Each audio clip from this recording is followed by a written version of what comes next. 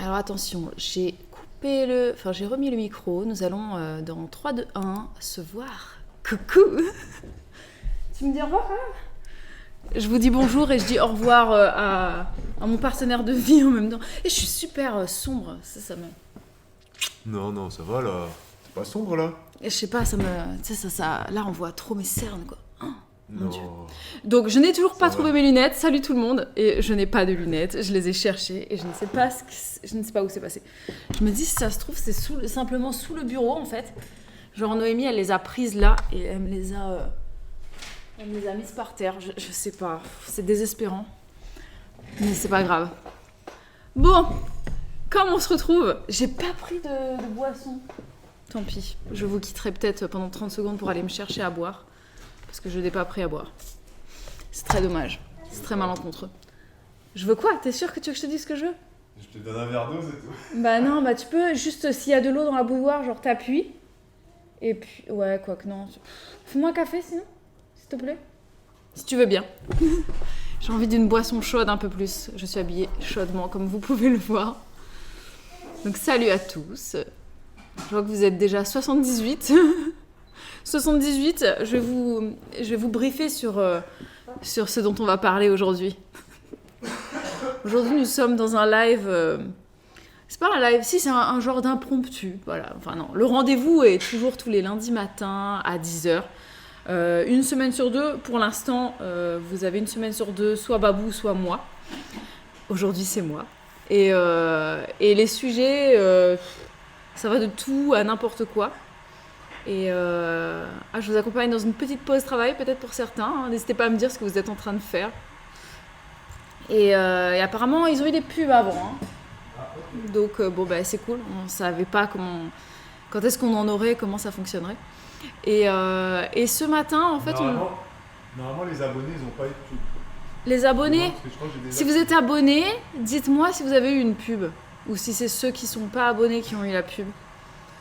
Voilà, donc certains allaitent, écoute, bon allaitement, petit peu de télétravail. C'est vrai qu'on est dans une période où beaucoup de monde sont en télétravail, donc c'est bien, ça vous fait une petite pause un petit peu à côté pendant que vous travaillez.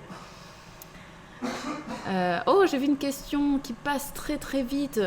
Pas trop triste d'avoir dû quitter votre jardin en pelouse synthétique. Oh mon Dieu, la pelouse synthétique.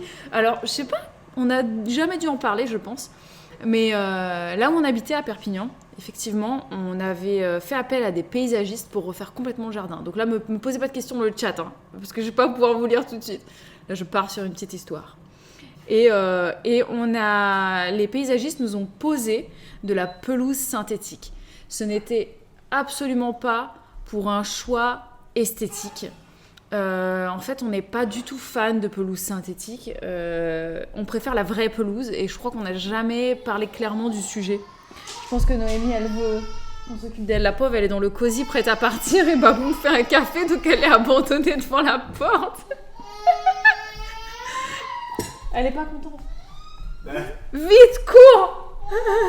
Ah oui, mais c'est café. Noémie, papa, il arrive. Allez, Merci, à tout à l'heure. merci Babou. Ciao. À tout à l'heure. Et allez, j'attends que Noémie elle arrête de pleurer parce que ça me déconcentre. Dès qu'elle pleure, je suis pas bien. C'est bon? Allez. Bon à tout à l'heure. Bisous, bisous. Et donc on n'aime pas la pelouse synthétique. Enfin pas spécialement. En tout cas, on préfère la vraie pelouse. Mais à Perpignan, c'est simple. Soit t'as de la pelouse synthétique, soit si t'as de la vraie pelouse, elle est jaune, sèche. Une grande partie de l'année, ou alors elle est verte, mais t'as un tuyau avec système arrosage automatique et tout ça, et c'était hors budget pour nous d'avoir de l'arrosage automatique, donc voilà, on n'a pas eu le choix, on voulait pas une pelouse jaune, donc on a fait pelouse synthétique, et ici on a un beau gazon vert qui est magnifique, qui est vraiment très très beau, et donc non, la pelouse synthétique, ça ne nous manque pas du tout. Donc, vous avez déjà bien compris, on dirait pour l'ensemble, la thématique d'aujourd'hui, c'est qu'il n'y a pas de thématique. Voilà. Donc, c'est sujet libre, c'est-à-dire que, voilà, on se retrouve ce matin pour parler de tout et de rien. Je suis toute seule parce que, Babou, il vient de partir, là, il emmène Noémie, je ne sais pas ce qu'ils vont faire. Je crois qu'ils vont à Lidl, peut-être pour aller regarder les graines potagères, ou je ne sais pas ce qu'ils partent faire. Et les deux grandes sont à l'école, parce que les vacances, c'est pas encore c'est pas encore maintenant pour nous. Les vacances, ce sera seulement vendredi soir pour 15 jours. Voilà. Donc aujourd'hui, on parle... c'est vous, hein, dites-moi de quoi vous avez envie de parler. Est-ce que vous avez des questions sur... Vous pouvez poser n'importe quelle question. Si vous avez envie de revenir sur quelque chose concernant ce qu'on a pu dire dans un vlog passé ou dans un live passé, n'hésitez pas. J'aimerais savoir sur quel sujet le live, ben voilà, je viens de te le dire, donc voilà, c'est vraiment... c'est vous qui me lancez, hein, si vous avez envie de parler de quelque chose. Bibou, dis-moi, est-ce que sur ton blog, tu as mis des astuces pour l'allaitement et l'alimentation pendant la grossesse? C'est une très très bonne question, j'ai pas l'impression que j'ai abordé le sujet. Par contre, sur la chaîne Juliana et Julien, tu pourras voir que j'ai fait plein de vidéos qui tournent autour de la grossesse et j'ai fait des vidéos sur l'alimentation, mes conseils alimentation, je crois. J'ai parlé aussi des vergetures, j'ai passé un peu tous mes conseils sur tout et n'importe quoi et aussi sur les séances de sport que j'ai pu faire pendant la grossesse. Voilà, sur le blog, je sais pas, j'avais préparé, d'ailleurs pour tout vous dire, j'ai un article qui est quasiment prêt sur l'allaitement et je l'ai jamais publié parce que je l'ai jamais totalement terminé. Par contre, j'ai fait un live sur l'allaitement et je crois qu'il est toujours disponible sur Twitch, donc regardez, dites-moi, mais je pense qu'il est toujours là. Est-ce qu'il y aura quand même un live lundi prochain vu que c'est les vacances? Non. Donc comme on vous l'a dit, quand c'est les vacances, c'est impossible pour nous de faire des lives en journée. Voilà, je dis pas, peut-être qu'il sera remplacé par un deuxième live le soir. Donc c'est-à-dire en plus du vendredi soir, peut-être qu'il y aura un soir dans la semaine où on aura un live. On vous préviendra bien sûr sur Instagram avant. Mais hormis ça, la journée, ce sera pas possible. Est-ce qu'on part pour les vacances? Non, nous ne partons pas pour les vacances. On va rester ici. Il n'y a vraiment rien de prévu et franchement, ça va être très sympa. On va profiter du jardin. Je pense que les températures vont être un peu plus agréables là, sur les semaines à venir. Donc ça va être un peu plus détente. Et on va pouvoir sortir, profiter du jardin, commencer à penser à ce qu'on pourra y faire ce printemps et cet été. Il y a beaucoup de questions qui défilent. Je vous ai raté. Attendez, je me remets à côté. Tac. Ah oui, non, ça vous parlez entre vous pendant les vacances. Comment va papy? Alors papy va très bien. Voilà, donc je pense que en fait, papy, donc c'est notre chien. Hein, pour ceux qui ne savent pas, c'est un chien qui est assez vieux. On ne sait pas du tout quel âge il a et il a ça fait quelques années, je dirais 3 ans, 2 ou 3 ans, qu'il a des moments, en fait, des phases de sa vie où il est vraiment dans le bad. Donc, c'est-à-dire, je sais pas si c'est... Enfin, non, c'est physique, j'allais dire, c'est son moral, mais non, en fait, c'est physique parce qu'il va avoir mal à la patte ou alors il va... avoir des problèmes digestifs, il va se mettre à remanger des cailloux parce qu'il a une phase dans sa vie où il se nourrissait de cailloux en fait quand il était dans la rue avant qu'on l'adopte et c'est pour ça qu'il a plus de dents d'ailleurs et il a des phases de sa vie où il recommence à faire des trucs comme ça et vu qu'il est vieux, ouais, comme tu dis Athéna, peut-être qu'il fait de l'arthrose. C'est fort possible, c'est ce qu'on s'est demandé justement, parce que j'ai regardé sa patte, il n'arrivait pas à la poser. Quand je lui faisais ça, il disait rien, et puis quand je la regardais, il n'y avait rien, il n'y avait pas d'épines, il n'y avait pas de sang, il y avait... voilà, donc je me suis dit, c'est peut-être l'arthrose, vu son grand âge.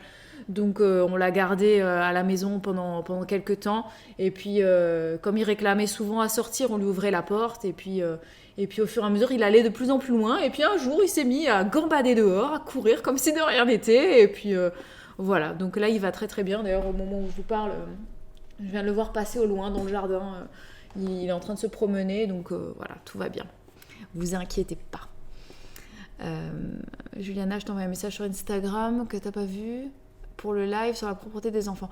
Alors le live sur la propreté des enfants, il aura lieu vendredi soir. Vendredi 20h45 cette semaine. Si vous voyez que je ne vous réponds pas sur Instagram, c'est très certainement parce que je n'ai pas vu votre message. C'est vrai que je n'y vais pas très souvent et quand j'y vais, je suis noyée sous les messages, donc je réponds à tout ce que je peux, et puis après, voilà, malheureusement, ils redescendent ensuite. Donc, c'est vrai que c'est pas sur Instagram que c'est plus facile de m'écrire. Si vous me mettez un petit commentaire sur les vlogs, je les vois plus vite, parce que c'est ce qu'on traite en priorité, en fait. Donc, voilà. Et concernant la propreté, donc on fera ce live vendredi. Vous pouvez préparer vos questions. Si vous avez des questions sur le sujet, on en parlera vendredi et on vous expliquera un petit peu, nous, comment on a fonctionné avec les enfants, quelles ont été nos méthodes, à quel âge, etc., etc. Alors, un coin détente zen, ce serait top sympa dans votre jardin avec point d'eau, des poissons, ambiance tropicale. On y a déjà pensé, en fait, de faire un petit coin un peu tropical dans le jardin. Le problème, c'est qu'on n'a vraiment pas le climat adapté. Parce qu'il fait froid et il y a beaucoup de plantes de plantes tropicales qui ne supportent pas les températures trop fraîches. Et je me suis dit, est-ce qu'on pourrait faire une plus grande serre et avoir un espace un peu tropical dedans? Donc je sais pas, on verra. Ça, ce sera dans les années à venir, mais c'est vrai j'ai plein d'envie en fait pour le jardin, donc malheureusement, je serai obligée de faire les choses par priorité. Et là, cette année, on va s'axer surtout sur la plantation, sur les 2 années à venir, sur la plantation d'arbres fruitiers, parce qu'on est obligé de s'y prendre à l'avance pour pouvoir profiter de certains fruits d'ici 5 ans, quoi. Voilà. Est-ce que je préfère le crochet ou le tricot? C'est une très bonne question, parce que effectivement, on peut se la poser, vu que je fais les deux. Et je fais les deux par phase. En fait, je suis tantôt tricot, tantôt crochet. Et j'aime les deux, en fait. J'ai pas vraiment de préférence. Ça va être vraiment par période. Et généralement, devant la télé, c'est clair, c'est du tricot, parce que le crochet, j'arrive pas à faire du crochet sans regarder mon ouvrage. Et je pense que c'est pas possible, d'ailleurs. Voilà, c'est trop délicat, en fait. Le tricot, sans problème, tu peux le faire sans regarder, mais le crochet, c'est compliqué. Allez-vous mettre une piscine hors sol en attendant l'investissement piscine creusée? Non. On part du principe que on a envie d'une belle piscine. Ce sera un gros investissement et on trouve que ça sert à rien de dépenser de l'argent pour ensuite l'enlever et remettre autre chose, parce que finalement c'est une perte d'argent, tout simplement. Donc, et puis c'est pas très écologique non plus de partir dans l'installation de quelque chose qu'on va virer. Donc on va faire la piscine et ça prendra le temps que ça prendra. Au départ, on s'était dit que ce serait pour l'année prochaine, enfin au tout départ. Et finalement, non.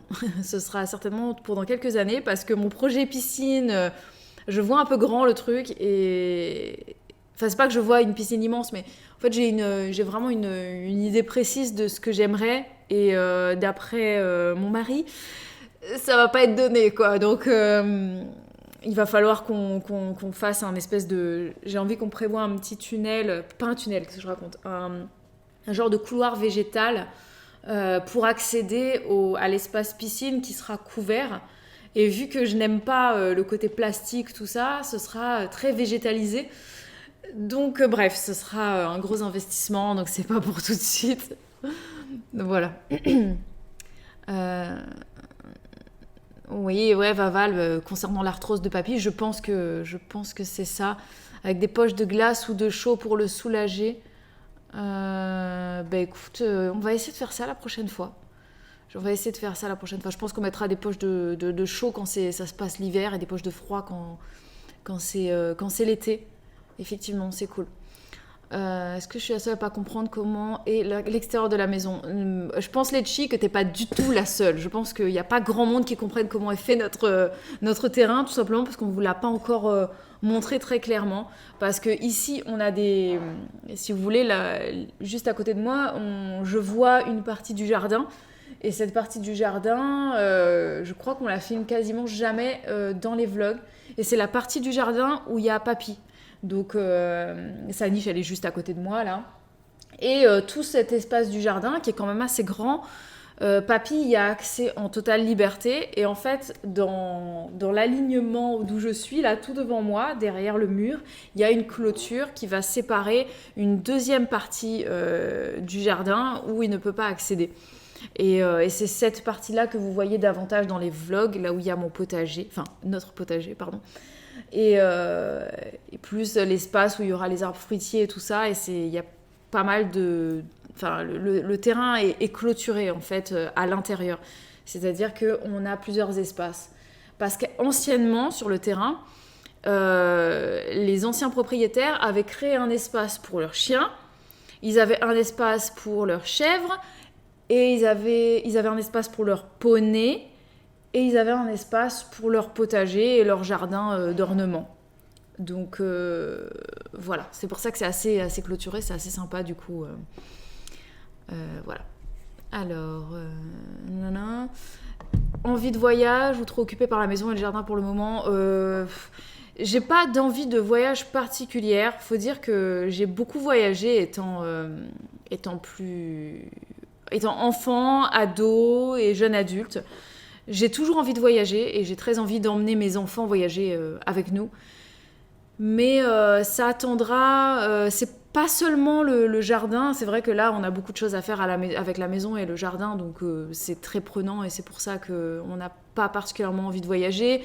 Avec le Covid, je vais vous dire honnêtement, j'ai pas du tout envie de faire ce test PCR pour voyager. J'ai pas envie d'être en contact avec de nouveaux microbes. Donc pour l'instant, je reste assez...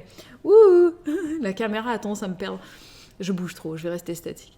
Et c'est vrai qu'avec le Covid, j'ai pas très envie. Les filles sont petites, surtout Noémie, donc elle apprécierait pas particulièrement de voyager et elle prendrait pas vraiment de plaisir. Du coup, nous non plus, parce que ça pourrait être parfois des contraintes et j'ai vraiment envie que tout le monde en profite à 200%. Donc on attendra avant d'investir dans un bon voyage.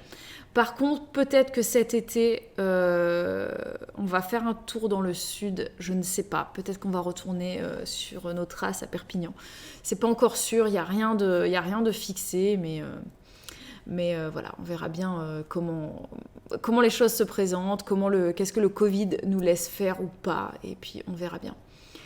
Où est-ce qu'il en est ton projet nounou ? Mon projet nounou, il est dans ma tête pour l'instant, il n'y a rien de commencé.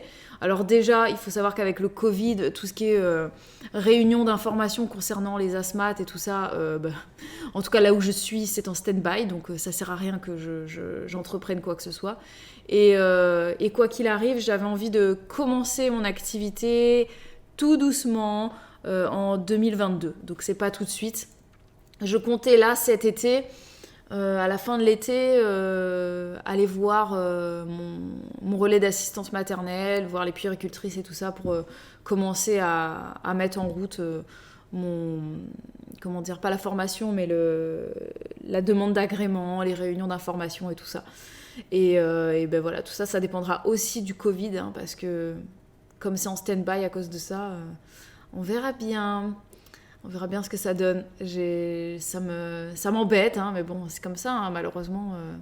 Et puis Noémie, chez la nounou, c'est compliqué aussi parce que j'avais contacté une nounou qui est vraiment pas loin de la maison et il y avait potentiellement une place pour elle et finalement, il n'y en a pas. Voilà, elle a pris une autre famille qui ont appelé juste avant nous. Donc, il n'y a pas de place chez elle et on a essayé de contacter le RAM de la ville et impossible de les joindre. Alors, je ne sais pas pourquoi, mais c'est impossible de les joindre. Donc, on s'est dit, bon, écoute, c'est peut-être parce que c'est pas le moment. Et c'est vrai qu'avec le Covid actuellement, je suis un peu... Enfin, il y a beaucoup de choses qui m'embêtent et tout ça. Donc, je dis, bon, on verra bien. Pour l'instant, elle va pas chez la nounou.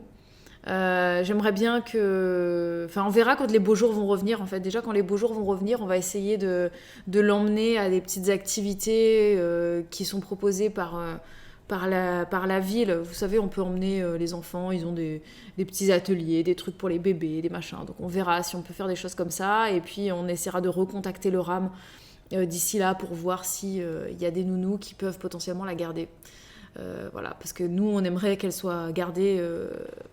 1-2 jours complets par semaine et pour l'instant ce n'est pas le cas donc avant c'était davantage pour nous que pour elle parce qu'on avait des jours très très compliqués et maintenant ce serait plutôt pour elle parce que pour qu'elle voie aussi d'autres bébés. Elle a de la chance, elle a 2 sœurs à la maison donc elle n'est pas toute seule, elle fait des activités avec ses sœurs, avec l'une, avec l'autre, avec les deux, des fois toute seule, mais c'est vrai que ça lui ferait du bien aussi de voir d'autres petits, donc on verra bien ce que ça donnera. À partir de quel moment faut-il faire une commande pour les couvertures de naissance? Écoute, il faut me... généralement, je prends 3 semaines, 4 semaines maxi pour commander la laine, faire la couverture et vous l'envoyer. Donc, vaut mieux me la commander, je sais pas moi, un mois avant l'accouchement, quoi. Histoire d'être sûre de l'avoir pour le jour de la naissance. Et puis c'est bon. Donc, voilà. Toi qui as regardé beaucoup de vidéos jardinage, aurais-tu des conseils pour les bonsaïs? Mon Dieu. Pas du tout. Parce que j'ai vu beaucoup de vidéos de jardinage, mais c'est vrai que je me suis pas particulièrement intéressée aux bonsaïs. En fait, comme on a un jardin qui est très très grand, on a la place pour ne pas avoir à mettre des bonsaïs. Donc je ne m'y connais pas du tout. Du tout.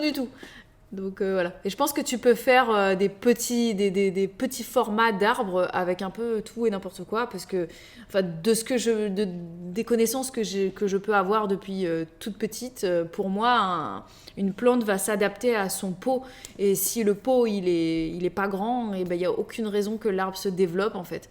Donc à voir s'il y a des arbres qui peuvent être nains. Je pense que c'est possible. Des lives tricotage. Je fais du crochet, mais le tricot m'attire aussi.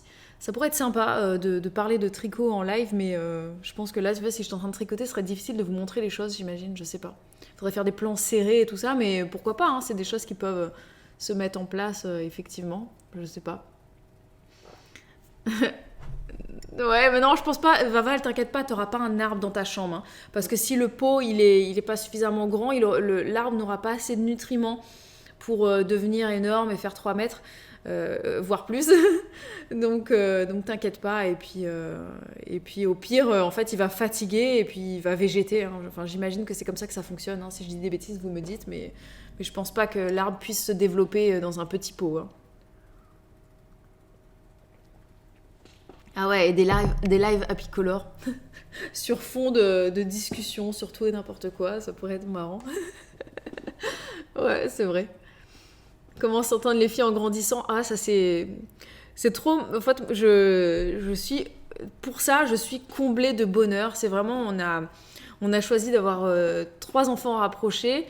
À ma plus grande joie, ce sont toutes les 3 des filles. Non pas que je voulais pas de garçon. C'est pas que je voulais pas de garçon en fait. C'est surtout que je voulais absolument une fille. Déjà, c'était pour moi, il me fallait une fille. Je voulais une fille. Parmi mes enfants, et puis le fait qu'elles soient toutes les 3 du même sexe, elles ont une complicité qui est folle en fait, c'est trop beau et chouette à voir.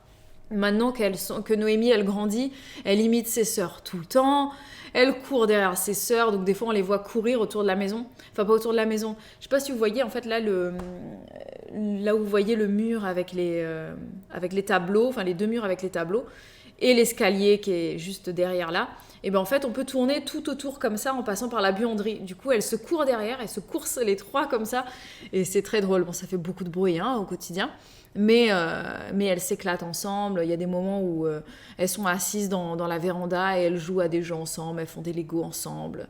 Et puis à d'autres moments elles sont chacune de leur côté parce qu'elles jouent pas tout le temps ensemble. Et puis souvent, ça fait 2 et 1. Et parfois, en fait, c'est souvent Olivia qui va de l'une à l'autre. C'est-à-dire qu'Olivia, elle joue aussi bien toute seule avec Noémie que toute seule avec Elena. Et Elena, elle fait des câlins à Noémie, mais elles jouent pas véritablement ensemble que toutes les 2. Généralement, c'est toutes les 3. Voilà. Et puis Olivia, par contre, elle joue avec l'une comme l'autre. Et elle a tendance d'ailleurs à se disputer avec l'une comme avec l'autre. C'est-à-dire que Noémie, maintenant qu'elle est plus grande, elle vient pousser Olivia, elle la tape. Et puis Olivia, elle pleure parce que sa sœur l'embête et tout ça. Donc c'est assez drôle. C'est vraiment très très très très mignon. Elles s'entendent très bien et elles dorment toutes les 3 ensemble, comme vous l'avez déjà dit. Donc c'est chouette. Des astuces pour le passage de 2 à 3 enfants rapprochés. On aimerait avoir un petit 3e, mais ça nous effraie un petit peu. Les 2 aînés ont 20 mois d'écart. Des conseils. Se préparer au fait que ça pourra être des moments très compliqués. Savoir que le manque de sommeil sera encore plus compliqué que les premières fois, parce qu'on est plus fatigué vu qu'on a vieilli, et aussi parce que on cumule déjà la fatigue due aux 2 autres d'avant, en fait.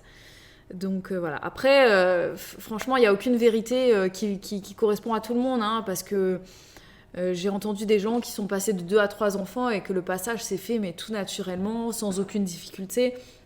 De notre côté, ça a été très dur. C'est-à-dire que le passage de 1 à 2 enfants, mais franchement, c'était le plus facile du monde. Mais pourquoi ? C'est parce que Olivia, c'était un bébé facile. Elle faisait que de pioncer, elle pleurait jamais. Et par contre, de passer de 2 à 3, mon Dieu... j'en ai fait une dépression postnatale, hein. Pendant des mois, j'étais en dépression, donc je dis pas que vous allez faire une dépression, mais pour nous ça a été vraiment dur, et pour moi particulièrement, parce que Noémie était très très très difficile, et quand je vois comment elle est vivante aujourd'hui, je comprends en fait pourquoi elle était aussi difficile. C'est, à mon avis, elle devait se sentir prisonnière de son corps, tout simplement. Elle avait envie de bouger, de se déplacer, et elle était coincée dans un corps trop petit pour se bouger tout seul. Et aujourd'hui, c'est... Je veux dire, si je compare à âge égal, c'est la plus dynamique des 3. C'est incroyable, c'est-à-dire qu'elle court, mais vraiment... elle te grimpe sur le canapé, elle se met debout sur les tables, sur les chaises. Elle est inarrêtable. Inarrêtable, c'est un truc de fou, quoi. Ça vaut vraiment le coup d'avoir une machine à pain, cuisson bonne. Pour nous, c'est un indispensable du quotidien, la machine à pain. Elle est pour nous ce qu'est la machine Thermomix autocuiseur pour beaucoup de gens. Nous, la machine à pain, elle est sur le plan de travail, elle n'en bouge pas, et elle tourne... tous les 2 jours, voilà, à peu près. Et on fait... J'arrive parfois à le faire tous les 3 jours quand je fais des pains de 1,5 kg. Et elle est tip-top. Pour nous, c'est vraiment un indispensable depuis des années. Et là, on a été obligé de la changer, comme vous l'avez peut-être suivi dans les vlogs. Et franchement, sans regret, quoi. Et au niveau de la machine à pain qu'on a...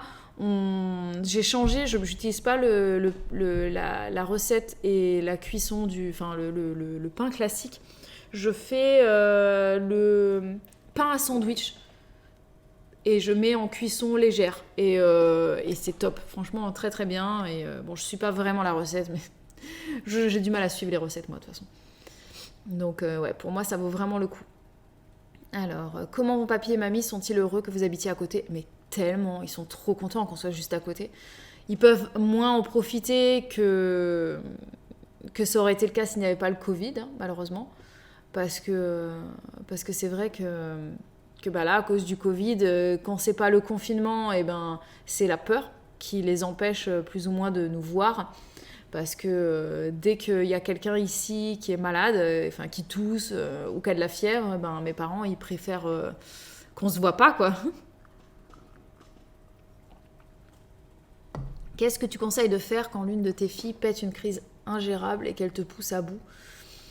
Eh bien écoutez, j'attends vos conseils.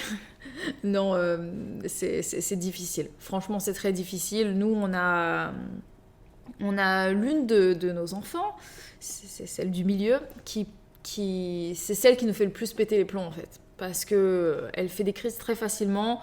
Et il y a beaucoup de gens qui vont dire que c'est parce que c'est la position du milieu. Pour moi, c'est surtout un hasard. Je préfère me dire ça. Et c'est vrai qu'elle a un caractère très, très compliqué. Et je pense pas que ce soit dû au fait qu'elle soit au milieu. Et je vais vous expliquer pourquoi. C'est parce que quand elle était petite et elle était donc 2e, il n'y avait pas de 3e enfant encore. Je me rappelle que c'était à une période où on avait vu Bérangère, bébé pulpeuse, je ne sais pas si vous voyez c'est qui. Elle était venue nous voir à la maison avec Renaud et leurs enfants. J'arrive plus à me souvenir si à ce moment-là, elle avait aussi Aria avec elle ou si c'est quand elle était enceinte. Je ne sais plus. Mais en tout cas, nous, on avait juste Elena et Olivia. Et je me souviens que Olivia, elle commençait déjà à faire des petites crises et à avoir des petites attitudes et un caractère bien trempé. Et je me souviens que les deux, là, Renaud et Bérangère, ils l'ont regardée et ils m'ont dit « Mais elle va avoir le même caractère que Kali. C'est la même, je reconnais trop. Ça va être elles sont adorables, mais alors infernales, quoi. Infernales. Et effectivement, ben voilà. On a Olivia qui fait beaucoup de crises et Elena n'en fait plus en fait. Elle en a fait très peu, ou alors j'en ai plus souvenir parce que Olivia elle a pris le dessus. Mais je me rappelle qu'Elena elle a eu une phase où elle était très difficile autour de 3 ans. Et en fait, dès l'entrée à l'école, ça allait beaucoup mieux. Mais elle faisait pas des crises véritablement en fait. Pour moi, Olivia elle fait des crises et elle pète des plombs sérieux quoi. Donc ouais. Bérangère va avoir 3 enfants, tu pourrais lui donner des conseils. Oui, je sais qu'elle va avoir 3. Bref, elle n'a pas besoin de conseils de ma part. Hein. Je pense qu'elle gère très très bien comme maman. Voilà, comme nous tous hein, d'ailleurs, on fait ce qu'on peut, mais on est tous les meilleurs parents du monde hein, pour nos enfants. Donc voilà. Ouais, oui, non, mais Clémentine, c'est ça. Hein, elle a un caractère de merde. Hein, faut le dire, Olivia, elle a un caractère de merde. Et je pense qu'elle doit tenir ça de son père. Et je dis ça en rigolant, mais c'est vrai, quoi. C'est-à-dire que Babou, il a un caractère de merde. Donc, vous le voyez pas toujours, hein, mais autant, moi, je suis très, très facile à vivre. Je suis vraiment une bonne nature. Et j'ai mes défauts, ça c'est clair, mais je suis facile à vivre, je suis pas facilement de mauvais poil, je m'énerve pas facilement. Lui, dès qu'il a un pet de travers, tout le monde en prend pour son grade, et Olivia, elle est pareille en fait. Elle est comme son père pour ça, c'est un truc de fou. Et du coup, là où ça me fait rire, c'est que elle a un caractère de merde, mais par contre, lui, son père, qui a un caractère de merde aussi, il n'arrive pas à la comprendre. Quand elle fait des crises comme ça, il devient fou, alors qu'il est pareil. Et qu'il attend de moi que je sache comment agir avec lui quand il est de mauvaise humeur, alors que, bon bref. mais c'est compliqué quand on a des enfants qui ont des sales caractères. Parce que c'est leur nature, c'est pas... Enfin, on peut rien y faire en fait. Et puis oui, effectivement, c'est vrai qu'avec le Covid, qui cause donc un manque de sortie et de contact, ça leur fait pas du bien. Mais là où c'est plus vrai pour Olivia, c'est qu'Olivia, elle va à l'école, donc elle voit du monde et elle voit beaucoup plus de monde qu'elle n'en a jamais vu de sa vie. Merci, Jane Guad, d'avoir renouvelé ton abonnement. Mais non, franchement, elle va à l'école tous les jours, Olivia. Avant, elle allait chez la nounou.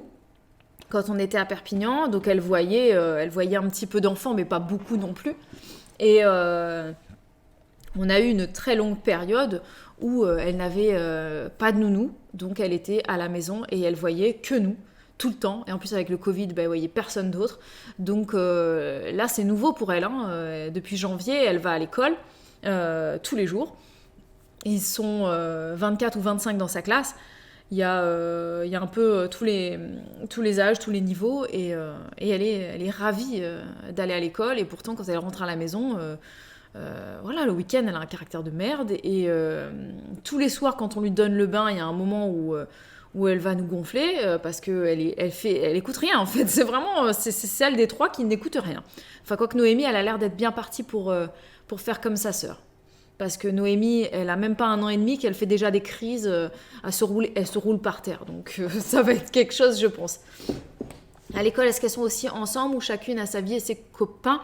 Elles sont dans la même classe, mais comme il y a plusieurs niveaux, chacune fait ses activités avec ses copains-copines. Voilà. Donc de ce que j'ai compris, à la récréation, parfois elles jouent ensemble aussi. Dans la classe, parfois elles sont à côté, mais parfois non. Donc elles ont des copains en commun, ça c'est clair, mais elles font aussi des activités chacune de leur côté à l'école. Donc voilà. Tu penses que la grossesse et les ressentis jouent sur le devenir de l'enfant ? Je me questionne. Je pense que personne ne pourra jamais prouver ça scientifiquement. Donc j'ai pas de réponse à te donner là-dessus. Je sais que les enfants entendent in utero, ils ressentent les choses, mais je pense pas que ça agisse sur leur devenir. Et pour moi, c'est pas parce que t'as eu une mauvaise grossesse, t'étais tout le temps malade, tout le temps stressée, en colère et que tu détestais être enceinte, que ton enfant va se sentir mal aimé et qu'il sera malheureux. Voilà. Pour moi, tout se joue à partir du moment où l'enfant est dans tes bras et comment tu te comportes avec lui. Bon, après, chacun voit les choses différemment. Moi, je sais que typiquement, mes 3 grossesses... ça le démontre parce que la grossesse que j'ai le mieux vécue Et l'accouchement que j'ai le mieux vécu, c'était le deuxième, donc c'était pour Olivia. Et au final, Olivia, c'est celle qui a le caractère le plus merdique. Voilà, donc comme quoi ça ne joue pas forcément sur le caractère de l'enfant. As-tu fini ton stock de lait maternel ? Bientôt. Il me reste quelques sachets au congélateur. Je pense que j'en ai pour une petite semaine, quelque chose comme ça. Et c'est à coup de 1 sachet par jour que je décongèle. Et c'est Olivia qui le boit. Voilà, pour l'histoire. Elle le boit dans son verre du matin avec un petit peu de céréales au chocolat. Comment tu trouves les classes de maternelle mélangées ? Ce sera pareil pour mon fils. Je ne savais même pas que ça existait.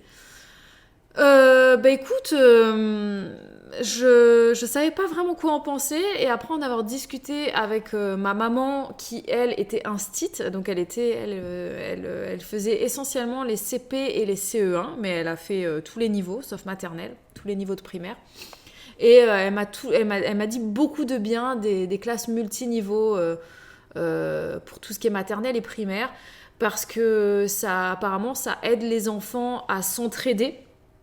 Ils apprennent à respecter les autres. Les plus grands, ils aident les plus petits. Les plus petits ont envie d'apprendre parce qu'ils voient les plus grands faire. Donc, c'est assez stimulant. Voilà. Donc, j'ai pas à en penser du bien ou du mal. On n'a pas le choix de toute façon parce que on n'est pas dans un grand village. Donc, l'école est petite. C'est multiniveau. C'est comme ça. Et pour l'instant, ça se passe très bien. Il n'y a pas de raison, voilà. Est-ce que vous pensez que Noémie est plus difficile des fois car plus chouchoutée parce que dernier enfant ? Non, franchement je pense pas, et je trouve pas Noémie plus difficile forcément qu'Olivia parce que je pense simplement qu'elle observe beaucoup ses sœurs et qu'elle fait comme elle. Donc les crises qu'elle peut faire des fois, c'est en imitant Olivia qui fait des crises, elle va faire la même chose. Mais elle n'est pas plus difficile, franchement, on la couche très facilement, quand on lui demande de faire des trucs, elle le fait, elle écoute, elle est très très souriante, elle est pas difficile, mais par contre, le problème c'est qu'elle regarde sa sœur faire et elle a tendance à l'imiter beaucoup, voilà, donc on va essayer de surveiller cette affaire, mais elle n'est pas du tout plus chouchoutée que ses sœurs, en tout cas. Elle reçoit le même traitement que les autres. Maintenant qu'elle a grandi, elle se fait gronder aussi quand elle agit mal. Voilà. Donc, voilà, aucun traitement de faveur. Elles sont tous vraiment pareilles. Et elles reçoivent la même affection aussi. Hein. On les porte... Bon, Elena, je la porte plus hors du sol, plus trop. Mais elle a tout autant de câlins. Elle est moins demandeuse que les autres. Ça a toujours été. Elena, c'est pas une enfant qui est câline. Quand elle fait des câlins, ça dure vraiment pas longtemps. Par contre, si moi je suis pas très bien, que je suis fatiguée, ou même sans raison, des fois elle vient et elle me fait des câlins, ou elle me caresse le bras et elle me fait des bisous et tout ça, elle est adorable. Mais sinon, les trois ont des câlins pareils. Est-ce que tu manges dans quoi le fenugrec ? Le fenugrec, je le consommais essentiellement quand j'allaitais. Je faisais ma recette de dessert au fenugrec, donc il suffit, tu vas sur Google, tu tapes dessert fenugrec allaitement et tu tomberas directement sur la recette de mon blog. Donc vas-y et puis tu verras, c'est comme ça que je le consommais, et il m'en reste de l'allaitement et je fais les graines germées de fenugrec et on les mange en salade avec de la vinaigrette et c'est super bon. Où en sont les quenottes de Noémie ? Écoute, elle a 20 dents, je crois. Non, 16. Elle a 16 dents. Voilà.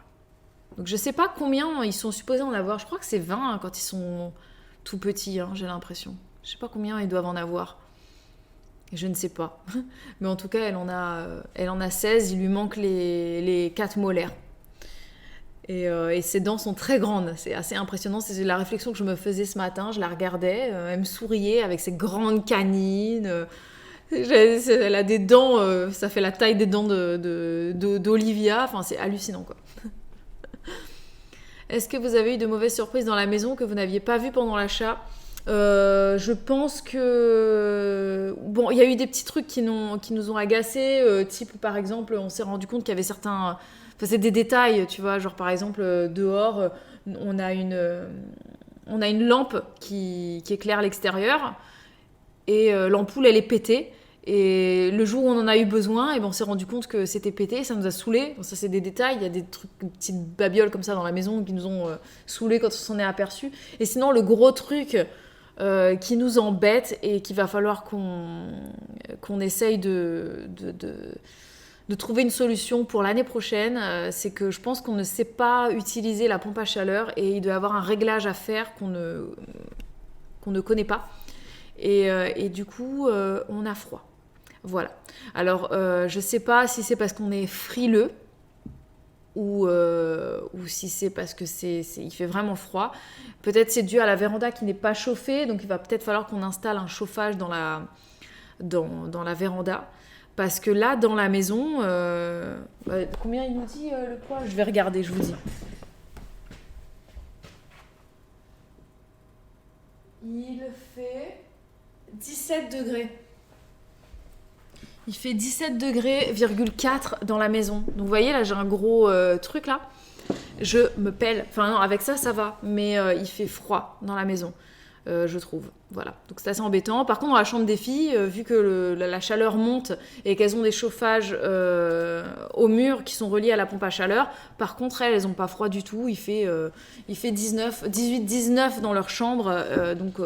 Donc c'est vraiment bien. Et nous, voilà, quand il fait 17 ici, dans la véranda, par exemple, le soir, il fait 15-16, quoi. Et pour moi, c'est froid, quoi. C'est froid. Et la maison, elle est pas vieille, hein. Franchement, elle a 20 ans. C'est pas une vieille maison, 20 ans, hein. Mais je pense vraiment que quand ils ont fait l'extension, qui est qu'on appelle la véranda, ils ont fait cette extension et ils l'ont pas reliée à la pompe à chaleur.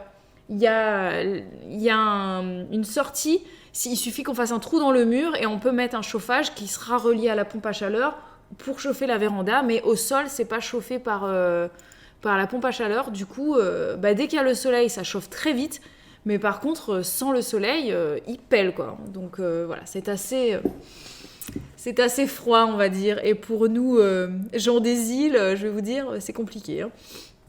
Donc voilà, ouais. Et on fait des câlins, on se tient au chaud les uns contre les autres. Mais les filles, elles me donnent pas l'impression d'être gênées par le froid, hein. Donc bon. Pompe à chaleur, air ou eau ? Écoutez, que je réfléchisse. Je crois que c'est de l'eau. Il me semble que c'est de l'eau. C'est de l'eau. Je suis presque sûre que c'est une pompe à chaleur eau. Est-ce que tu fais toujours du sport ? Mon Dieu, le sport, j'ai envie de me cacher quand on parle de ce sujet. Mon sport, c'est d'aller au jardin et de m'occuper des enfants. Voilà. Je n'arrive pas pour l'instant à trouver l'envie de me dégager du temps pour faire du sport. Voilà. Tout simplement. Ça reviendra, hein, mais voilà, il faut vraiment que je m'y remette un de ces quatre. Peut-être qu'avec le printemps et le retour de la chaleur, j'aurais envie de me remettre au sport. On va se faire un espace de sport dans le garage.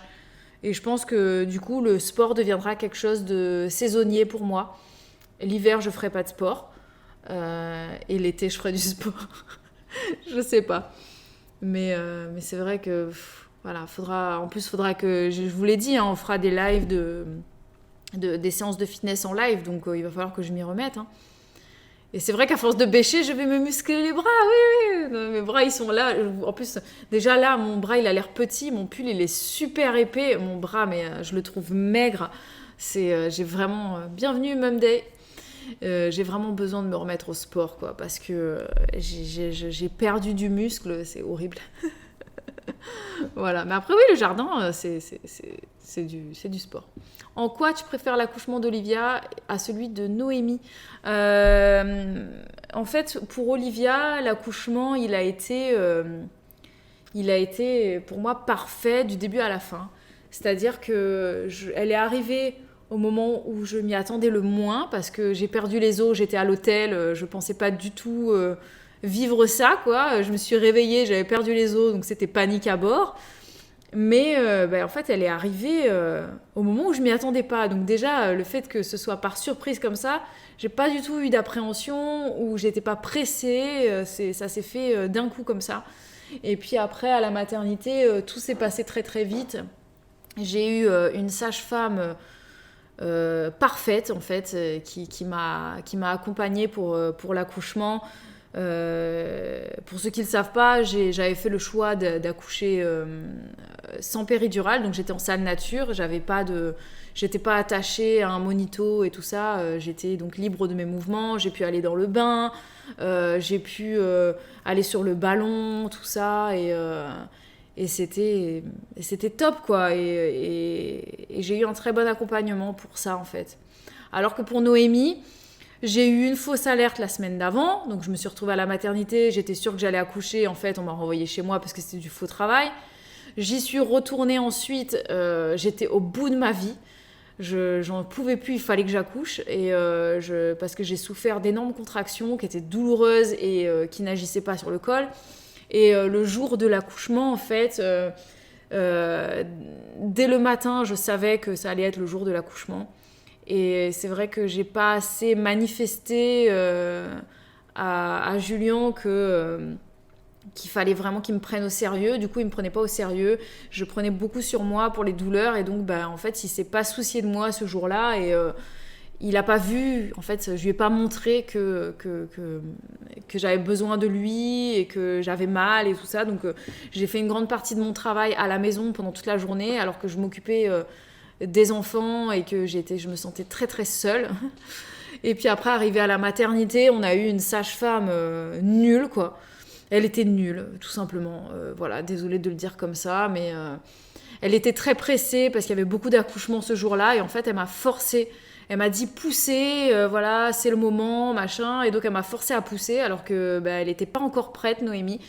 Du coup, j'ai souffert, Noémie, elle a souffert, et on a dû...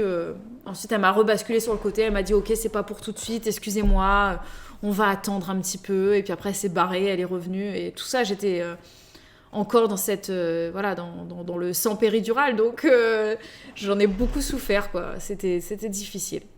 C'était difficile, et puis après, elle est sortie très vite, hein, mais j'ai eu une sage-femme qui m'a stressée parce que elle a voulu faire les trucs rapidement et elle m'a précipitée. Donc, c'était pas un moment agréable pour moi. Ouais. Et effectivement, le personnel peut vraiment tout changer. Pourtant, c'était mon 3e accouchement.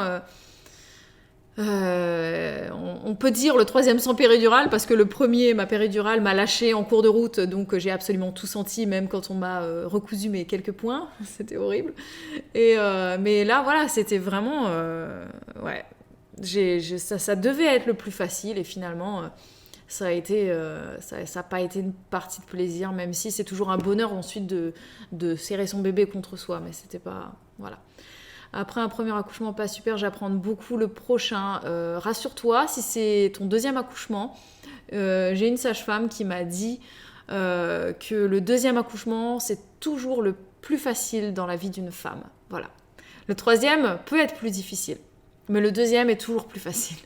C'est le plus facile. Donc voilà, rassure-toi, ça va bien se passer. Et mon premier accouchement a été très difficile. J'ai poussé pendant 45 minutes, donc je te laisse imaginer. C'était horrible, c'était un déclenchement. C'était très dur. Et puis pourtant, tu vois, le 2e, mais je sais pas, j'ai poussé 3 fois, quoi. Donc ça s'est passé très très rapidement. Est-ce qu'on peut caster sur Chromecast le live Twitch car je dois faire le ménage? Ah oui, mais j'en ai aucune idée. Alors là, tu me poses des questions techniques, peut-être que les autres pourront te répondre. Moi, j'en sais rien du tout. Rien du tout. Voilà. Le 2e accouchement est-il toujours plus facile, même si le premier était en césarienne? Je dis pas que le 2e, si tu as eu une césarienne, le 2e ne sera... Je dis pas que si tu as une césarienne, le prochain n'en sera pas. Par contre, c'est possible. Voilà. C'est-à-dire que quand tu as eu un premier accouchement en césarienne, ça dépend pourquoi tu as eu une césarienne. Est-ce que c'était dû à un bébé trop gros ou est-ce que c'était dû à un bassin un col qui ne se dilatait pas? Voilà, les raisons peuvent être différentes. Mais si c'était dû à un bébé trop gros et que ton deuxième bébé est tout petit, et ben voilà, tu n'auras pas forcément une césarienne. Si ton bébé était très gros et que le deuxième est encore très gros, et ben c'est fort possible qu'il y ait une césarienne, mais cette fois-là, ce sera une césarienne programmée. Et si c'était une césarienne d'urgence parce que le col il ne se dilatait pas la première fois, et ben la deuxième fois, ça ne veut pas dire que le col va pas se dilater, au contraire, voilà. Voilà pour ça. C'est quoi la recette de ton kéfir?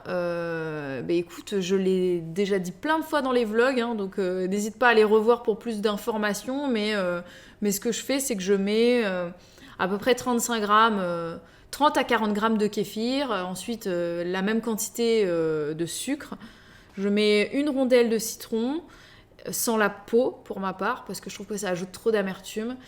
Et ensuite, je mets 1 ou 2 figues séchées et 1 litre d'eau. Et je laisse fermenter pendant 48 heures l'hiver et 1 jour et demi l'été. Voilà. Je ne peux pas faire plus précis. Premier accouchement a été une césarienne d'urgence, anesthésie générale. Deuxième accouchement, voie basse très rapide sans péridurale. Oui, voilà, c'est ce que... Donc ça résume très bien ce que je disais juste avant. Voilà. Pour ma fille, on a tout fait pour faire l'accouchement sans césarienne. 4,2 kg sans péri. Ouais, on peut. Hein. Quand je dis gros bébé, ce que je voulais dire, c'était gros bébé par rapport à ton bassin. Voilà, parce qu'on n'est pas tout égal. Et il y en a pour qui 3 kg, ça ne passe pas. Et il y en a pour qui 4,5 kg, ça passe sans problème. Donc ça dépend vraiment de la morphologie de chacune. Et voilà. Moi, je sais que si j'avais fait des bébés... de plus de 3 kilos, ça aurait peut-être pas passé parce que j'ai un bassin qui est assez étroit. D'ailleurs, c'est pour ça que ma mère, elle a eu droit à 2 césariennes parce que son bassin était trop étroit et moi, je faisais 4 kilos, ma soeur, elle faisait 4,4 kg. Et encore, on a été en césarienne programmée 15 jours avant le terme. Donc, je sais pas combien j'aurais pesé à la naissance. Hein. Ma soeur, elle aura peut-être fait 5 kilos. C'est un truc de fou, quoi. Bref. Je suis atteinte d'endométriose, j'ai 20 ans et tous les médecins disent que ce sera dur pour avoir un enfant. Vous avez toute peur de l'accouchement, moi j'en rêve. Oui, ah bah non, après on en rêve aussi, hein, je t'assure. Hein. C'est-à-dire qu'on peut avoir peur de l'accouchement, mais en rêver aussi. Hein. Moi par exemple, s'il y a un truc que j'aimerais bien revivre, c'est mes accouchements. Voilà, j'ai adoré accoucher. C'est... Surtout la deuxième fois, hein, je le précise, c'était vraiment mon plus bel accouchement. Et pourtant, j'étais terrorisée, hein, surtout que j'avais choisi de ne pas avoir la péridurale. Donc là, je me disais, je suis arrivée au point de non-retour.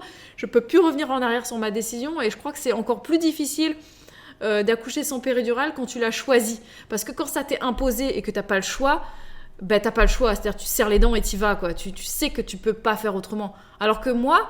Et pour toutes les femmes qui choisissent de le faire sans péridurale, là où c'est difficile, c'est que tu te dis, bon, j'ai quand même le choix, je peux quand même dire, je vais la prendre, mais je la prends pas. Donc c'est difficile pour ça, en fait.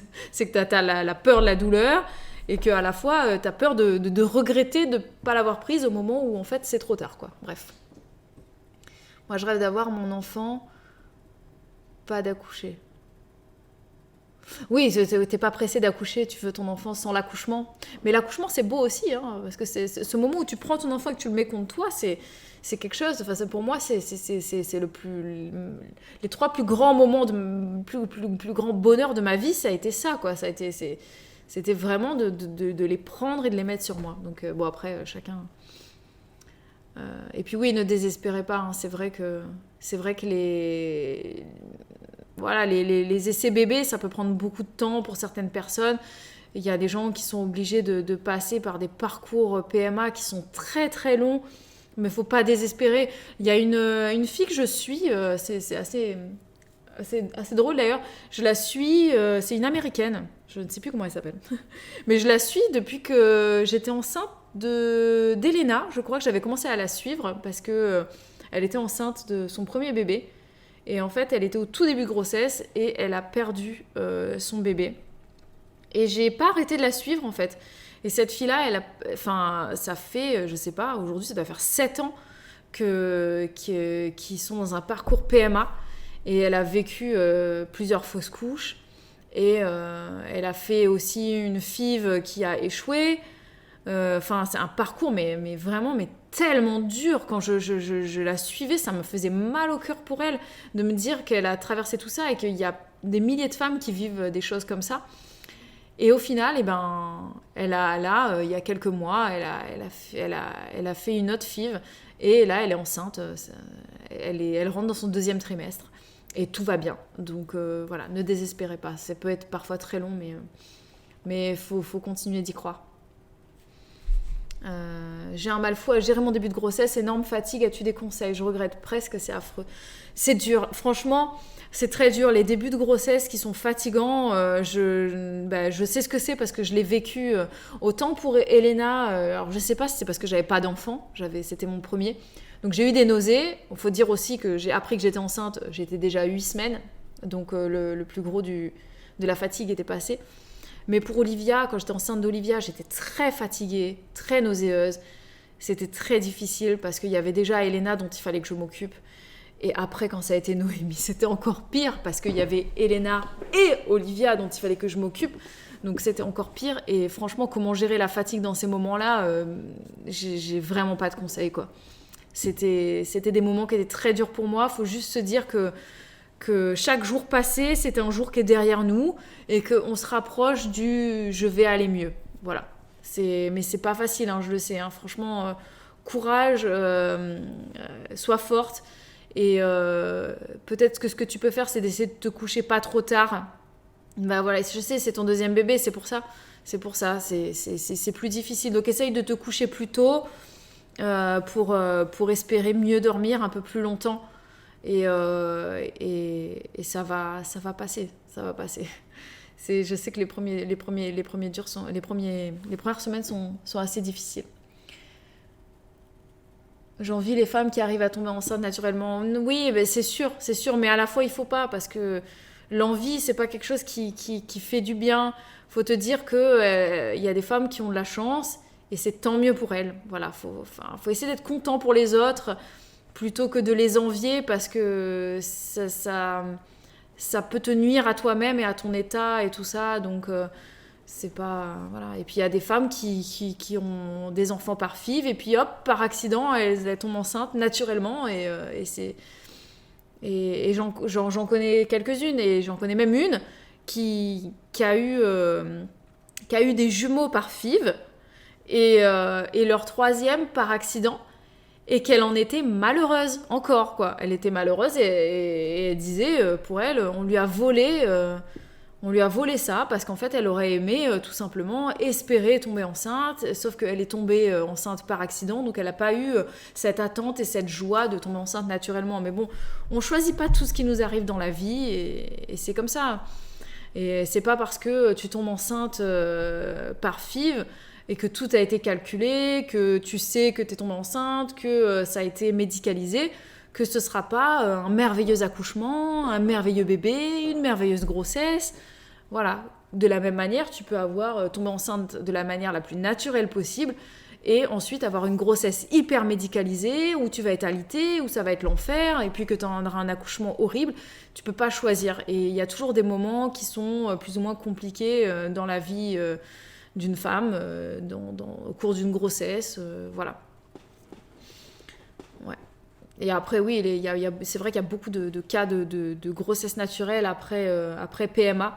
Et c'est pour ça aussi qu'on dit très souvent que la cause, elle est beaucoup physique, mais elle est aussi énormément psychologique.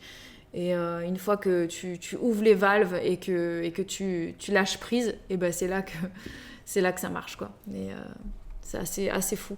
Et pour tout vous dire, moi je me souviens que adolescente, je souffrais d'ovaires polykystiques. Polykystique, c'est comme ça qu'on dit. Hein. Et je me rappelle que ma gynéco m'avait dit que j'allais avoir énormément de mal à tomber enceinte. Et puis voilà, hein, je tombe enceinte par accident. Et la première fois, et puis les 2 fois d'après, je tombe enceinte au premier coup. Donc c'est... Voilà, tout est différent, chaque femme est différente, chaque grossesse est différente, effectivement. Donc, Voilà. Alors, je sais pas si j'ai raté des questions, j'essaie de remonter un peu, hein, si vous avez envie de parler d'un autre thème. Attendez. Voilà. Quelles sont les astuces que tu as trouvées pour gagner du temps en général depuis que tu es maman ? Je pense que ma plus grosse astuce, c'est de tout faire plus vite, déjà. C'est-à-dire que quelque chose que je faisais en 10 minutes avant, et ben, j'essaie de le faire en 5 minutes maintenant. Je vais à l'essentiel. Dans tout ce que je fais, je vais à l'essentiel. Je diminue mes trajets aussi. C'est-à-dire que à chaque fois que je vais dans une pièce, je n'y vais pas les mains vides. J'emmène quelque chose avec moi. Voilà. Si par exemple, je sais que je viens de ramasser du linge, je fais mes 2 paniers en même temps, le panier pour ma chambre, le panier pour la chambre des enfants, et je pars avec les 2 paniers, je dépose un panier devant l'escalier, et je vais dans ma chambre. Je fais jamais 2 trajets quand je sais que je peux faire un seul trajet. Voilà, donc c'est vraiment tout faire le plus vite possible et essayer de regrouper les tâches. Voilà. Et au maximum. Et ça, c'est vrai que c'est quelque chose qui s'apprend, mais c'est extrêmement utile. Voilà. Avant Elena, tu avais un contraceptif. Je veux pas d'enfant pour le moment, mais ma prise de contraceptif depuis 6 ans me contrarie par rapport à un désir d'enfant futur. Alors, j'ai été sous pilule à l'âge de, je sais pas, 16 ans, je crois, 17 ans peut-être, je sais plus. Assez jeune, mais je me souviens plus à quel âge. Justement parce que j'avais des kystes aux ovaires, dont un qui faisait 3 cm au moins. Et on m'avait prescrit la pilule. Et j'ai pris la pilule jusqu'à l'âge de 21 ans, 22 ans, jusqu'au jour où en fait je me suis rendu compte que c'était la pilule qui me rendait malade. Je ne supportais pas la pilule, ça me créait des mycoses à répétition et ça me créait même des douleurs, c'est-à-dire que j'avais l'impression qu'on me mettait des couteaux à chaque fois que j'avais des rapports sexuels et c'était assez horrible et en fait ça s'empirait. Donc j'ai arrêté la pilule. Quand un jour, quelqu'un, je me rappelle, j'avais fait un prélèvement vaginal en labo pour voir ce que j'avais, parce que je souffrais tellement que j'avais fait des analyses à n'en plus finir. Et la personne qui m'a fait le prélèvement m'a dit, mais vous savez, il paraît qu'il y a des personnes qui, quand elles sont sous pilule, le corps rejette la pilule parce qu'on a un désir profond d'enfant, et donc le corps rejette la pilule. Et du coup, ça a résonné en moi, je me suis dit, mais je veux pas d'enfant. Mais peut-être que mon corps en voudrait, en fait, et que c'est pour ça que mon corps rejette la pilule. Donc, je dis pas que c'est vrai, que c'est pas vrai, mais je dis juste que, effectivement, à partir de ce moment-là, j'ai arrêté de prendre la pilule et je n'ai plus eu aucun problème. Donc, j'avais, je crois, 22 ans. Hein, enfin, de mémoire, il me semble que j'avais 22 ans. Et ensuite, je suis tombée enceinte d'Elena. J'avais 27 ou 28 ans. Non, 28 ans. J'avais 28 ans. Donc ça faisait des années que j'étais sans contraceptif hormonal. Voilà. Du coup, je pense que ça m'a aidée aussi à tomber enceinte rapidement. Et c'était un accident ce jour-là. C'était le seul rapport qu'on a eu qui n'était pas protégé et à risque. Et je suis tombée enceinte. Voilà. Je redescends dans le chat. Hop. Est-ce que tu as refait des grossesses nerveuses ? Moi, je suis en plein dedans. Non, ça a été... avant Elena, je faisais des grossesses nerveuses à répétition. Et à partir du moment où j'ai eu Elena, mon désir d'enfant, quand il est revenu, Elena avait eu 9 mois à peu près. Et je suis tombée enceinte, elle avait 10 mois ou 11 mois, je crois. Non, 10 mois, elle avait... Non, elle avait 9 mois. Je sais plus. Elle avait 9 mois. Je suis tombée enceinte quasiment directement, en fait. Dès que l'envie d'enfant est revenue, et ben on a décidé de mettre en route le de Olivia. Et donc, je suis tombée enceinte directement. Et après Olivia, ça a été pareil. Quand mon envie d'enfant est revenue, on a attendu 2 mois. Et on a mis en route Noémie. Et depuis, en fait, je ne fais plus de grossesse nerveuse. Et je n'ai plus du tout d'envie d'enfant, en fait. Donc, je pense que c'est lié. Peut-être qu'un jour, Non, mais je pense pas en refaire de toute façon, puisque je sais que la grossesse est impossible, vu que Julien a subi une vasectomie, et que c'est irréversible, et c'est comme ça, il est stérile.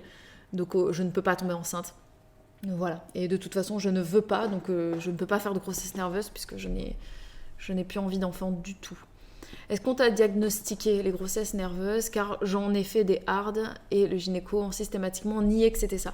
C'est pas quelque chose qui est très reconnu par les médecins, j'ai l'impression. J'ai mis beaucoup de temps avant de mettre un mot sur ça.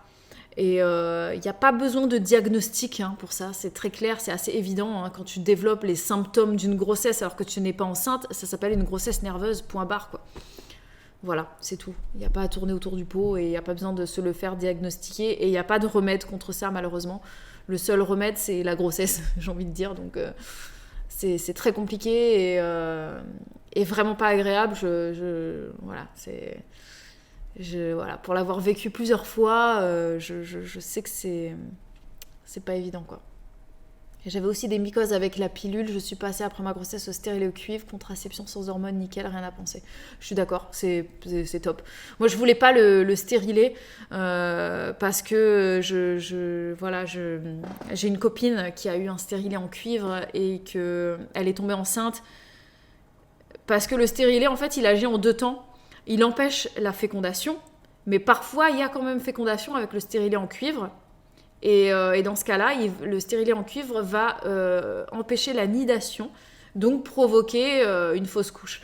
Et des fois, c'est pas tout de suite que ça agit. Il peut y avoir quelques semaines de grossesse qui passent. Et donc, la fausse couche peut parfois être assez douloureuse, selon les cas. Et quand je l'ai vu vivre ça, en fait, le stérilet en cuivre que j'avais dans ma salle de bain, parce que je devais me le faire poser... Et ben j'ai dit non merci en fait. Et ça m'a fait peur en fait, ça m'a terrorisée. Et je sais que c'est rare des trucs comme ça. Donc rassure-toi, ça t'arrivera pas, peut-être pas, mais c'est juste que le fait d'avoir vu ça et l'état dans lequel elle était, je me suis dit non mais je peux pas mettre ça, il faut que je trouve une autre solution. Et c'est de là qu'on est venu à en discuter petit à petit avec Julien de la vasectomie quoi. Mais je conçois la vasectomie, c'est pas pour tout le monde. On entend pas beaucoup parler de grossesse nerveuse, pourtant je pense que beaucoup de femmes en font, oui, mais clairement, et ça peut être très dur. Les couvades des hommes, c'est quand ils sont trop impliqués. Oui, et les couvades, c'est quand les hommes se croient enceintes en fait. En fait, c'est la grossesse nerveuse des hommes, c'est la couvade.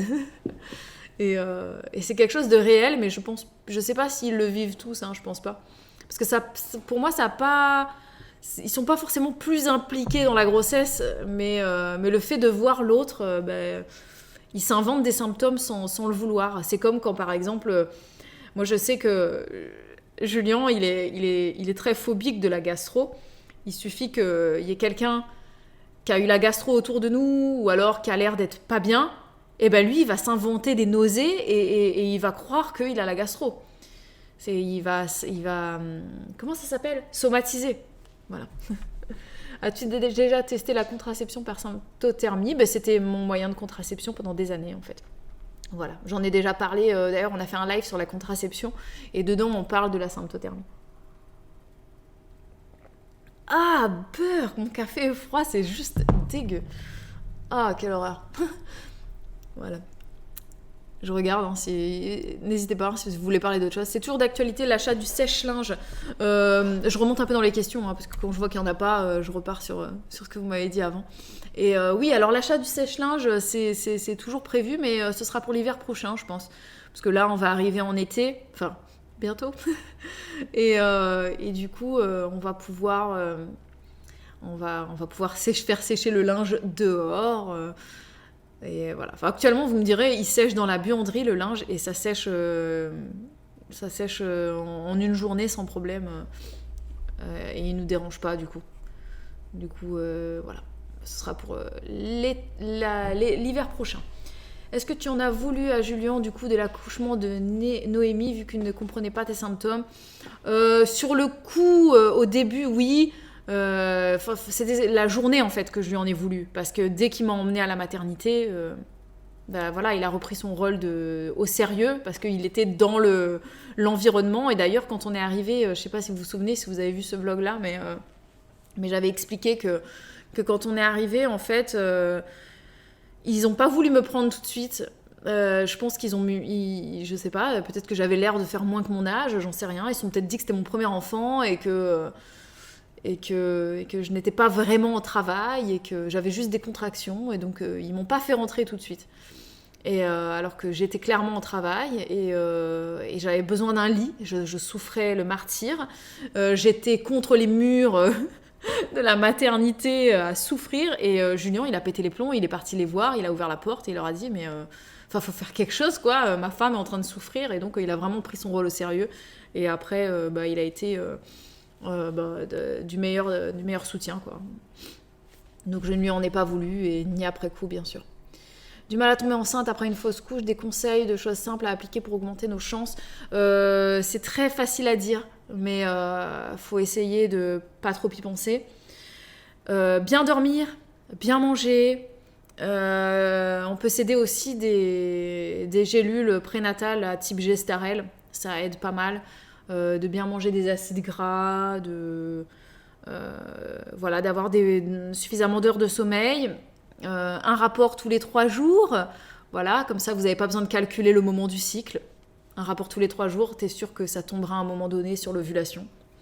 Et si t'as envie de t'amuser à faire des tests d'ovulation, mais je te le conseille pas en fait. Tu peux aussi faire des tests d'ovulation, mais là où je le conseille pas, c'est que ça peut être anxiogène en fait. Alors que si t'as un rapport tous les 3 jours, déjà le fait que monsieur n'éjacule que tous les 3 jours, ça va permettre d'augmenter le taux de spermatozoïdes dans le sperme, donc il sera de meilleure qualité pour une éventuelle grossesse. Et voilà. Qu'est-ce que j'ai raté ? Je me rappelle que pendant un des accouchements, pendant que tu souffrais, Julien t'a dit « t'as mal ?» Ah oui. Oui, non, effectivement, ça c'est ne jamais demander ça à une femme qui accouche. Voilà. Ouais, j'ai l'impression que j'ai fait le tour des questions là. Attendez. Non, c'est bon. Voilà. Je pense qu'on a fini de parler du coup autour de la grossesse. Si vous avez envie de parler de jardin, c'est le moment. Si vous avez envie de parler de... Je ne sais pas, parce que je ne sais pas à quelle heure Babou il rentre actuellement. Ils sont allés chercher des graines potagères à Lidl. Et ouais, le sujet, c'est un sujet sans fin, la grossesse. Non, mais clairement, hein, de toute façon, la grossesse nerveuse, tous les trucs qui tournent autour des femmes, c'est des trucs qui sont infinis. C'est infini. Mais c'est bien, on pourrait faire des lives sur le thème des grossesses et tout ça. Il y a tellement de trucs à dire. Et Babou, il est pas là, Lechi. Il est parti avec Noémie. Il est parti avec Noémie et je crois qu'ils sont allés à Lidl. Enfin, c'est ce que j'ai cru comprendre, hein, parce que des fois, il me parle et c'est pas très clair dans ce qu'il me dit. Bonjour, as-tu des astuces de sport pour remuscler la nuque et le dos ? J'ai fait sur la chaîne... tu vas sur la chaîne Juliana et Julien et tu tapes dos, tout simplement, et tu verras, j'ai plein de séances pour le dos et j'ai même montré les exercices... pour le dos et le haut du dos, le bas du dos, et tout. Bref, tu trouveras vraiment ce qu'il faut. Est-ce que tu fais de la taille avant le printemps dans ton jardin ? Vu qu'on vient d'arriver, on n'a pas vraiment eu à tailler parce que les propriétaires d'avant s'en étaient occupés. On a juste fait élaguer des arbres, c'est pas nous qui l'avons fait. Et hier j'ai taillé le figuier, parce qu'on a un figuier qui est... franchement quasiment en friche quoi, le truc il ressemblait à rien, il est laissé pour compte et tout ça, il y avait des figues momifiées dessus, il ressemblait à rien, donc je m'en suis occupée hier et sinon toutes les années à venir je m'occuperai de tailler ce qu'il faut surtout au niveau des haies à ce moment de l'année, voilà, et comme ça fera du broyat pour pailler au jardin. Ton couple a changé avec l'arrivée des filles. Notre couple a beaucoup changé, mais pas qu'avec l'arrivée des filles, en fait, avec le temps, tout simplement. On en parlait hier soir, justement, parce que c'était la Saint-Valentin, donc on a eu des discussions autour de la Saint-Valentin et l'évolution de notre couple et tout ça. Ça fera cette année 10 ans qu'on est mariés. Et donc, 10 ans qu'on est mariés et 12 ans qu'on est ensemble.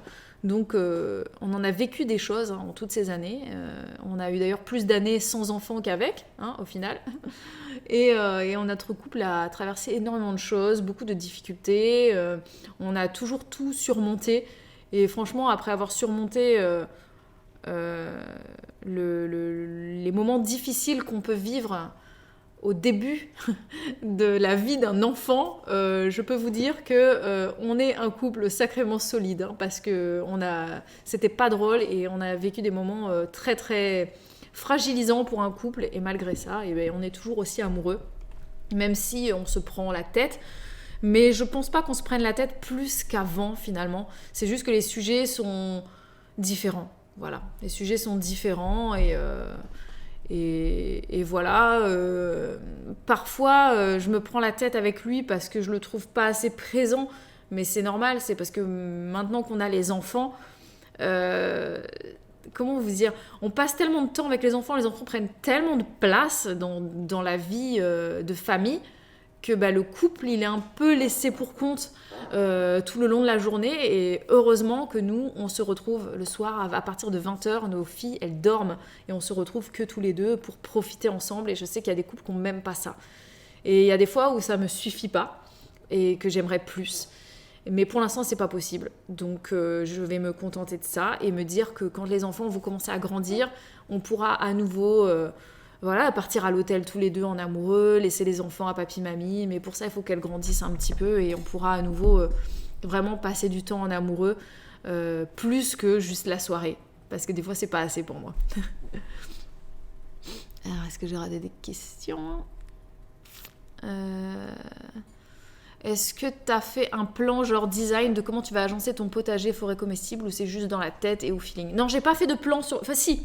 Non, c'est pas vrai. J'ai fait un genre de plan sur papier, mais il évolue et je note pas toujours l'évolution que je veux lui donner. Par contre, j'ai déjà filmé le jardin avec une voix off dessus pour dire ce que j'aimerais y faire et comment j'aimerais planter les choses. Voilà. Mais j'ai une idée quand même assez précise de ce que j'aimerais, et ça va évoluer ensuite au fur et à mesure en fonction de beaucoup de choses. Et il y a un truc, j'ai vu une question qui concerne si papy va mieux, j'en ai parlé au début du live, mais il va beaucoup mieux. Mais d'ailleurs, concernant papy, qui est en fin de vie, il y a un moment donné où papy ne sera plus là, voilà. Et ce moment où il ne sera plus là, il ne sera pas remplacé par un autre chien. Et donc, le jardin va changer lui aussi avec ça. C'est-à-dire que pour l'instant, tout le côté où papy a accès, il y a plein de trucs que je ne vais pas planter. Je peux pas faire de potager de ce côté-là. Je peux pas mettre des arbustes fruitiers parce qu'il ferait pipi dessus et des choses comme ça de ce côté-là. Quand il sera plus là, en fait, je pourrais aussi mettre des choses de ce côté, par exemple. Donc il y a des choses qui sont pas encore définies dans ma tête, parce que tout ce côté-là du jardin, en fait, j'ai pas de projet actuellement. Pour l'instant, ça va rester comme c'est. On va juste faire la haie. Et puis on verra dans quelques années, quand papy sera plus là, on se posera d'autres questions, quoi. Voilà. Tu nous en parleras de ce que tu as prévu de faire dans le jardin. Bien sûr, je vous en parlerai au fur et à mesure que je vais planter des choses, où je vous dirai, là il y a ça pour l'instant, après je compte mettre ça. Là je sais que dans les semaines à venir, assez rapidement, il va falloir qu'on aille dans d'autres pépinières pour acheter d'autres arbres fruitiers. Il y a quelques arbres fruitiers que je veux absolument planter cette année. Et parce que je voudrais des fruits le plus tôt possible. Et puis après, il y en aura d'autres les années prochaines. Et je vous en parlerai, bien évidemment. Surtout qu'il y a des choses qui sont encore un petit peu en stand-by. Notamment, on ne sait pas vraiment quand est-ce qu'on mettra la piscine et où est-ce qu'on va la mettre. Parce que Babou et moi, on n'a pas la même idée. Il est très partant pour mon idée, mais il trouve que ça va être hors de prix, donc c'est pas pour tout de suite. Du coup, je sais pas, on verra. Mais si ça se fait comme je l'aimerais, à cet endroit-là, on mettra rien de potager ou d'arbres fruitiers ou des choses comme ça. Donc on verra. Est-ce que tu mets des arbres greffés? Non. J'ai fait des boutures de noisetier, donc c'est pas greffé. Des boutures de figuier, donc c'est pas greffé. Tout ce qui est framboise, mûre, myrtille, tout ça, c'est pas greffé. En fait, j'ai aussi un olivier qui, lui, n'est pas greffé. Et le raisin, ce sera pas greffé non plus.